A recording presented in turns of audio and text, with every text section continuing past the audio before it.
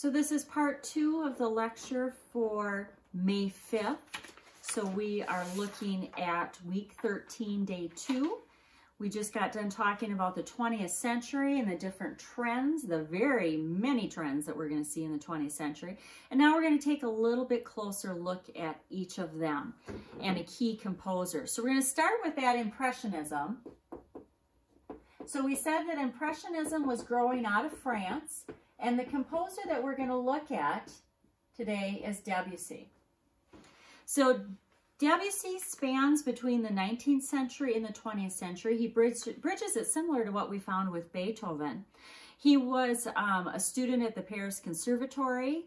He's very famous for his orchestrations of pieces and the colors that he uses, and for his piano pieces. He's got a lot of wonderful miniature piano pieces, so that's hearkening back to what we saw in that Romantic era, preludes and etudes. He wrote quite a few ballets, and he was very anti-German.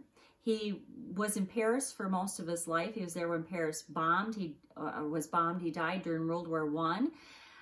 He investigates new tone colors for the orchestra and for the piano. His melodies are a little bit more fragmented, and by investigating new colors and layering his chords together, his tonality becomes clouded. He still is a tonal composer, though. You still can easily hear a home pitch. His harmonies may sound vague. He avoids heavy sonorities. I think his music sounds light, or will sound light to you. They're very subtle. He likes very subtle changes, very mysterious shades. He does come up with some new harmonies, but they're gentle. They're not what I would call dissonant on the ear.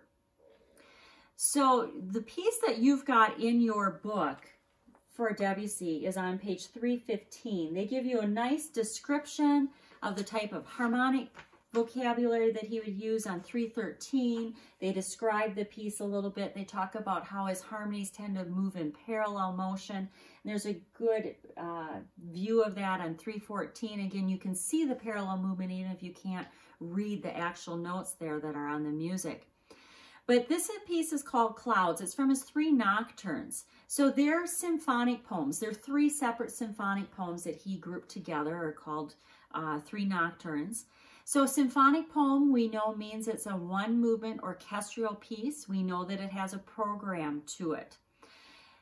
Debussy did his program, or made his pieces program, by giving them descriptive titles. He did not necessarily give you a whole story to go with it, or movement by movement break it down, for instance, like what we saw with Berlioz.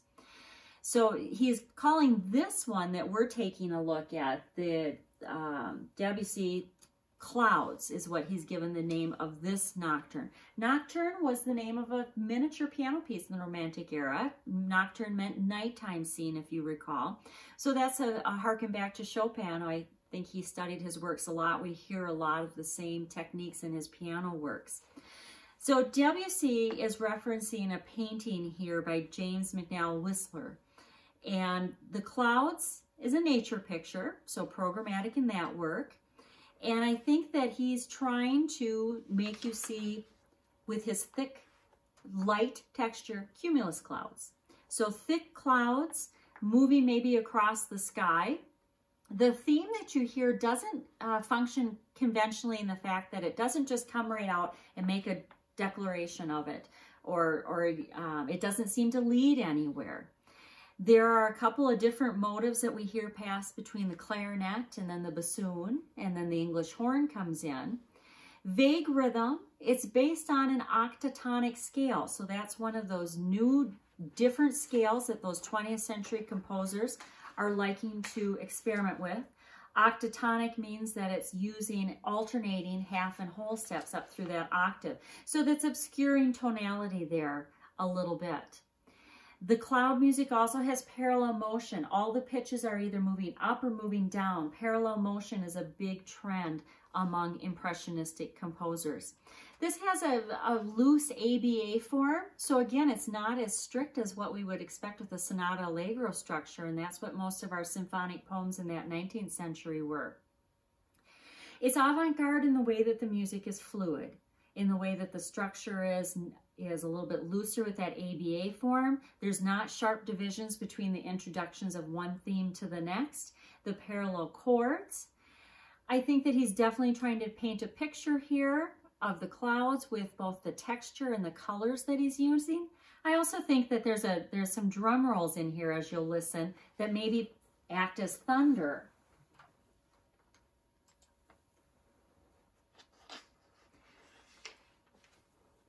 So on 315, you can follow along. It'll give you a nice map here as you walk through the different themes.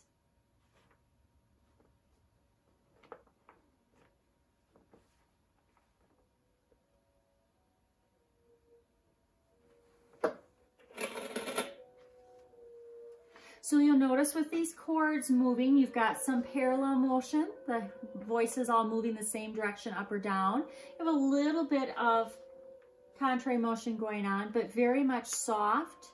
Even when the layers are coming together with more instruments, it still is a lighter sound, a fluffier sound.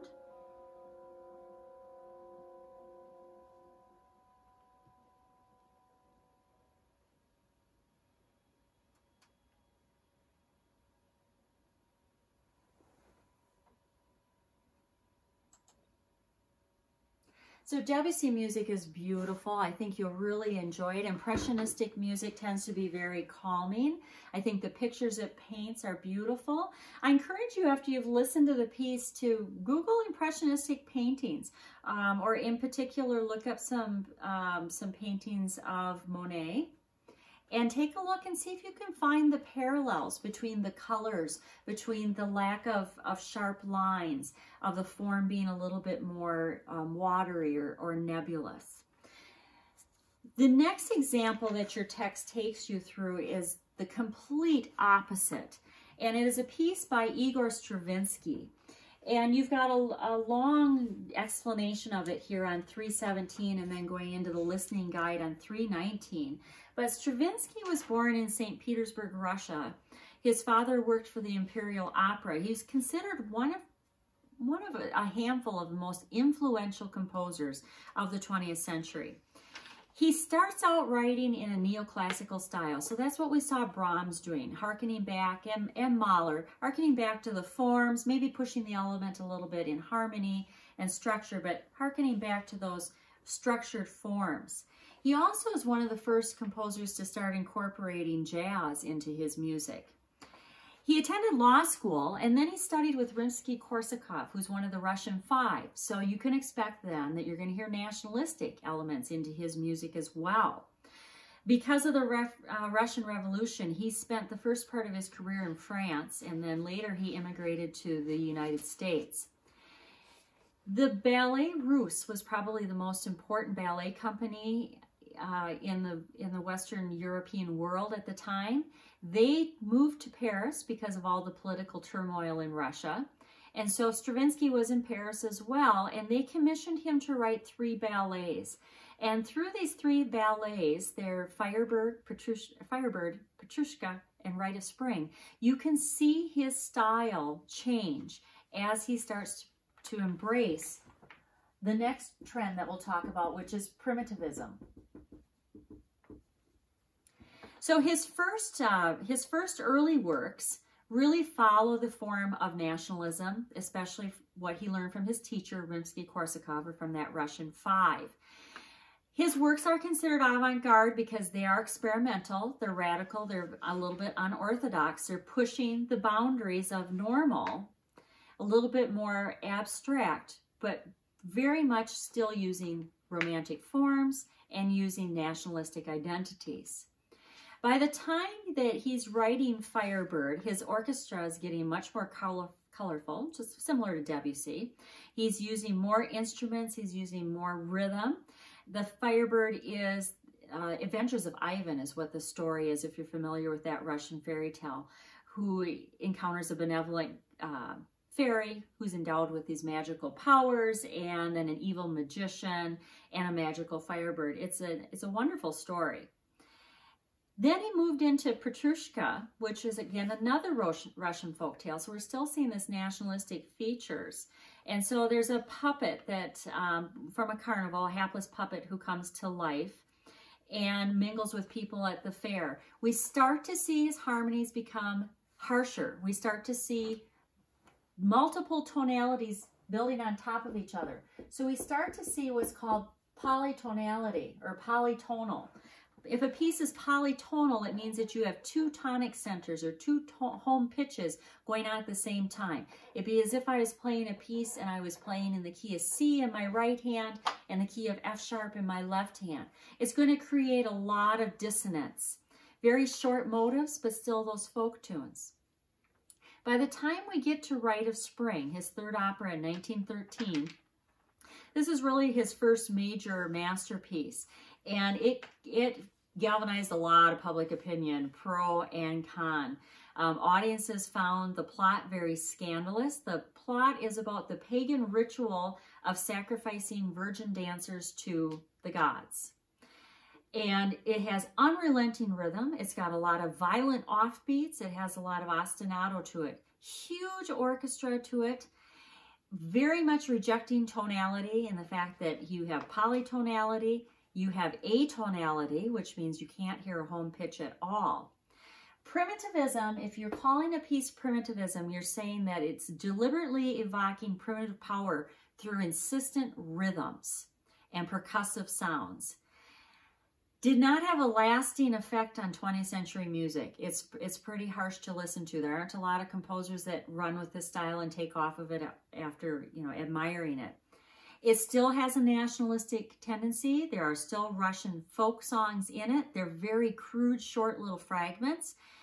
It's hard for the audience even to appreciate the folk songs in it because they are disguised and they're broken apart. Again, as I talked about a few minutes ago with 20th century music, it almost becomes more interesting to look at on paper than it is to listen to it.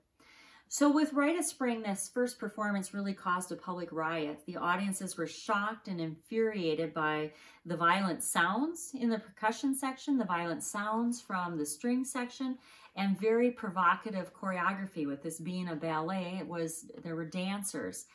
The ballet really has no real story to it. It's very abstract. As I said, it's these virgin dancers being sacrificed to the gods. It's written in 4 sections. And it's an interesting piece from a historical standpoint. I encourage you to read through 317 and 318. When you get to 319, it takes you through the 4 sections, which is what you have on your canvas to listen to. This is an orchestral version of it, and that's how it's done most times now. I have seen it done as an orchestra version several times. I have not seen it as a ballet other than on YouTube or on a video, not performed as a ballet quite as much anymore. But it works through these 4 sections, and I want you to listen for these primitivism elements. So with the introduction, you're going to notice that it has a very halting, jagged theme. It's in the bassoon, and it's the very highest register of the bassoon. Expressionism and primitivism growing out of it tend to really exploit the very high and the very low ranges of the singer, of the instrument that they're talking about. That's an avant-garde trend to push the instrument range.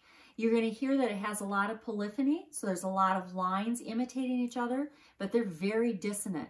It's trying to sound like prehistoric wildlife. It's trying to sound like the awakening of nature. There is no clear meter, which gives it more of an improv feel.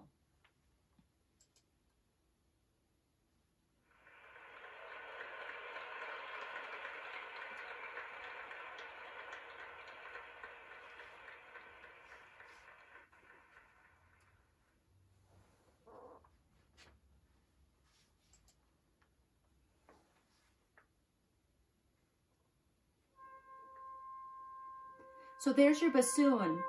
Notice quite high. Hard, I think, to imagine that that is a bassoon when that first note sounds out. Here come your polyphonic lines entering, but again, very dissonant.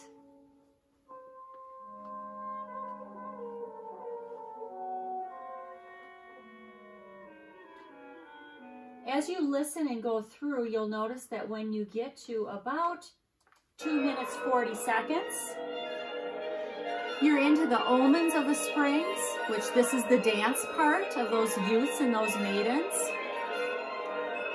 Rhythm is very irregular. Style is very dissonant.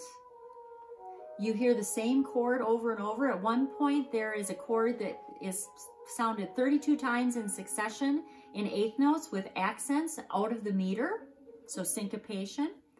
Notice that your strings are plucking. This is a folk song that they're plucking, different than the folk song that was in that opening. That bassoon line was actually a Lithuanian folk song. Here the strings are playing a very different, a new folk song. Motives are very short. Here's that chord over and over 32 times. Often that's called a Stravinsky ostinato.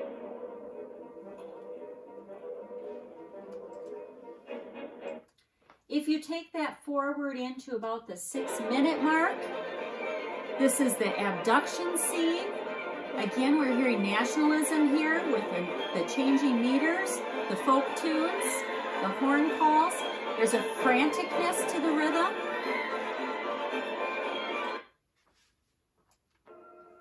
And then finally takes us to the round dance of spring, which is a little bit quieter.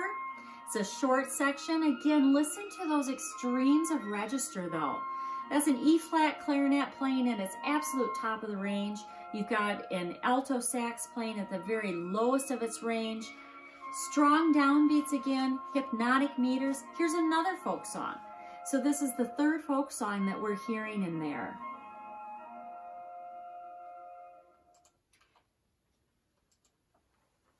This piece continues with 4 more sections that follow, using many more folk tunes. There isn't a lot of emotion to it, I don't think, in the music, but that primitivism is marked by the fact that I think what sticks with you after hearing that is the rhythm, the driving rhythm. The rhythm is the language, or if you want to even say the new language of primitivism. It's interesting because as different as this work is from his first neoclassic, or his first ballets, which were more of neoclassic style, he turns and kind of goes back down a hill, and the end of his career, he is writing again in a neoclassic style, really emulating Bach and Handel and Mozart, going way back in music history. So this primitivism can be considered part of the Expressionism movement.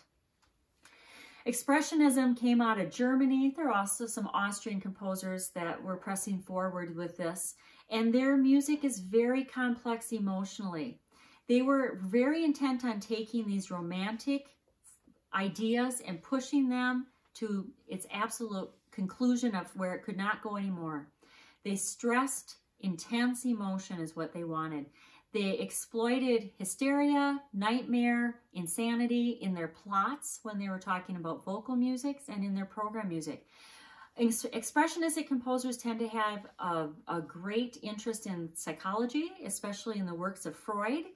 Dream analysis was a new idea that Freud was writing about at the time. The controlling role of sexuality, studies of hysteria and unconsciousness, we see that used a lot. Painters are doing this, writers, composers, they all seem to be trying to deliberately distort to shock the audience, to anguish the human psyche, or to get a reaction against these expressionistic tendencies. They tended to reject the conventional prettiness of music. They wanted madness, loud sounds, death, anguish, horror of bloodshed. Some of this can be said that they're imitating the horror of what's going on with World War I. It's growing out of some of the turbulent works of Wagner and Mahler.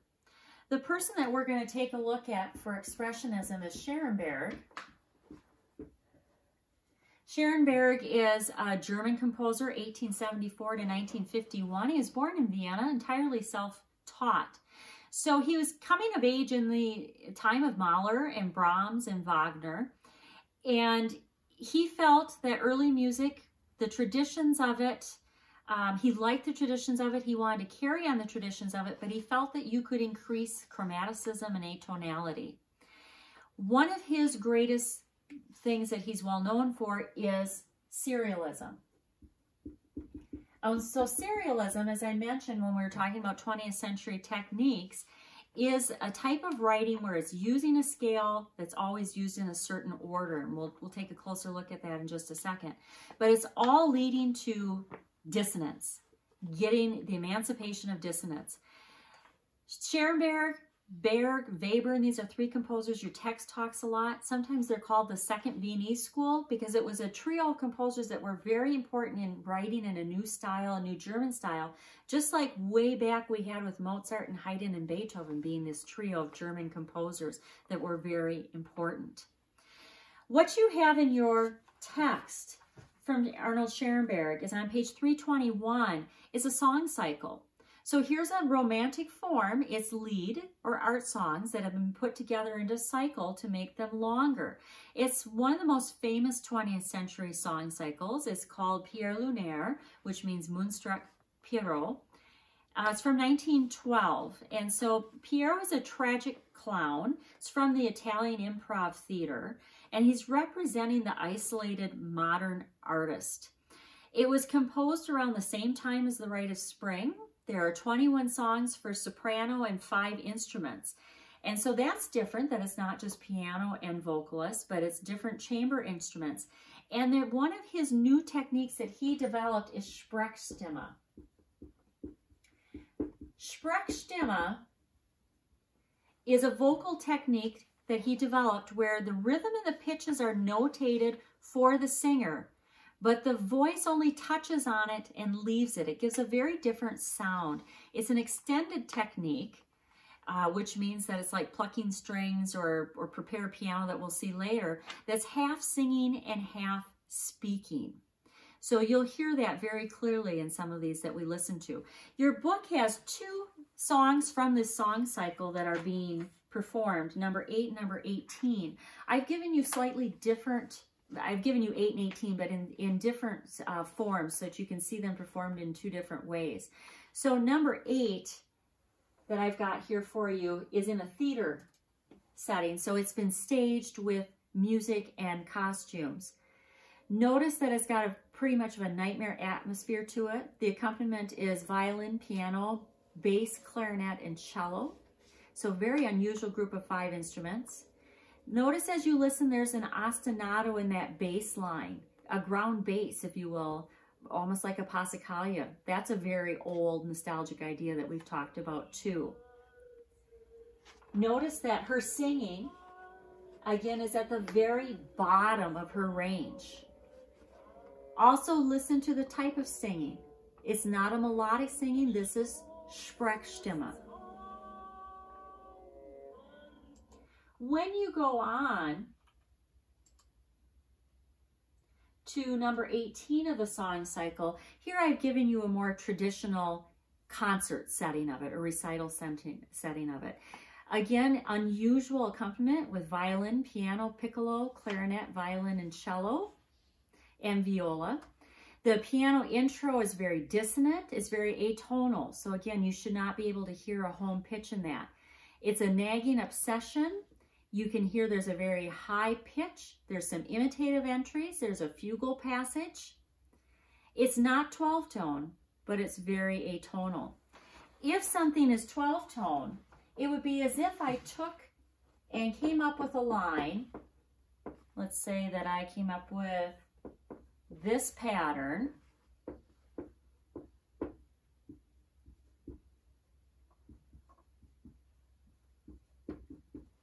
So if that's my melody that I came up with there, I'm always going to use those notes in that order. And I have put them purposely in not any scale order so that there's no tonality that you hear in there. So I can use my order this way.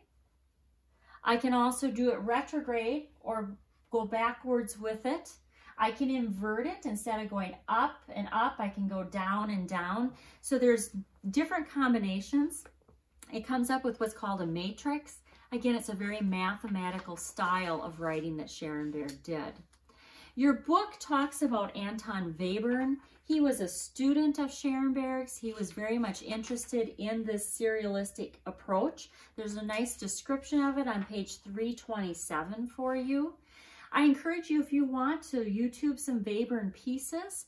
You Google Webern serialism and you'll get a chance to listen to some pieces. You're going to notice that it's a lot like Schoenberg with the atonality of it. I do want you to take a closer look at the piece by Alban Berg, 1885 to 1935. This is an example of what's happening with opera in this style. So this is an expressionistic opera. It's Wojciech. It's a tragic story of a soldier who is driven to madness by a hostile society. He's kind of an outcast. He's an impoverished soldier. He's made fun of a lot. He's persecuted. He finds out that he's been betrayed by his love, Marie. And so he's obsessed with Marie and he stabs her. And of course, expressionism is tragic and pushing those emotions. He drowns in his attempt to drown her. He also drowns. So it's a very nightmarish atmosphere. It has a lot of dissonance. There are some Wagner-like things to it in the fact that there are some leitmotifs that continue through for different characters. And there's no arias or recitatives. It's a through composed opera. It's very atonal. It is not 12-tone bass. There's no pattern. It was a melody. You are going to hear Sprechstimme in it. There are distorted folk songs in it, giving it a nationalistic quality to it. The orchestra is trying to set the scenery for you. See if in the orchestra you can hear the moon rising or the frogs croaking, the water drowning. There's 5 acts to it. Your book on page 328 will take you through these acts very easily. I have it separated into 2 acts in your canvas. The first is scene 3. So it's where Marcus and Margaret are at the bar scene. You can read through what the story is happening here, listening to the rhythm, listen to the ostinato. And then I put the 4th scene separate on here.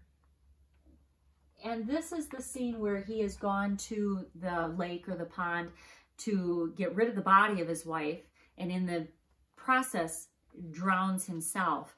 And if you watch it all the way to the end, there's a little boy figure that rides by on his bicycle, which is his son. So that gives you an example of opera and what's happening with this expressionistic style. So you might be saying, what's happening in America at this time? In America, we don't have that classical tradition that we're growing out of. There's not that classical history. So we're not reacting to anything. The first big figure that we have in America is Charles Ives. Ives was kind of a stubborn nonconformist. He studied music at Yale. He liked to quote hymns in his pieces. He liked to have fugues. He used a lot of polyphony in it.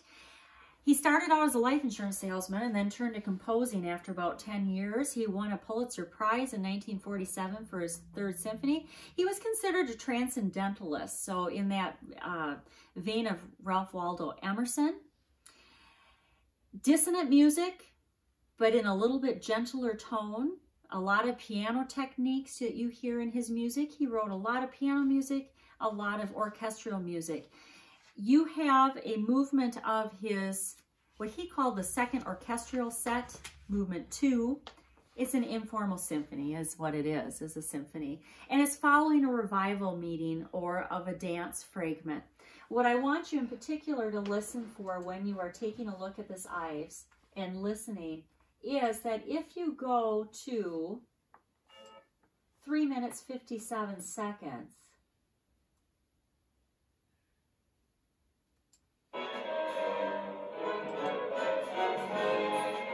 you'll hear the juxtaposition of a hymn tune against that. His harmony tends to be a little bit in your face, a little bit pounding like Stravinsky. He liked to use whole tone scales, or those scales that we saw impressionistic composers like Debussy using. It's rather scherzo-like.